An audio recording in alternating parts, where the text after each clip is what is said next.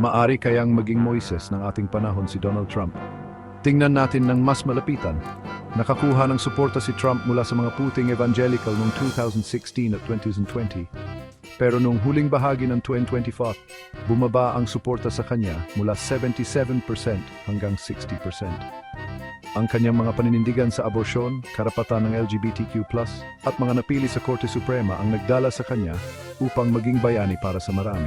Ngunit ang mga iskandalo at issue sa personal na pag-uugali ay gumulo sa kanyang imahe. Sa kabila ng mga kontrobersya, ang mga rally ng kampanya ni Trump ay madalas na parang mga relihiyosong pagtitipon. May ilang mga taga-suporta na itinuturing pa nga siyang isang tagapagligtas na ipinadala ng Diyos. Gayunpaman, kinukutya naman ng iba ang kanyang mga kilos bilang hindi na ayon sa Kristyanismo. Sa pagkapanalo ni Trump sa halalan ng 2024, nagpapatuloy ang debate. Ano sa tingin ninyo, si Trump ba ang bagong Moises ng mga evangelical o isa lamang political na Mesiyas?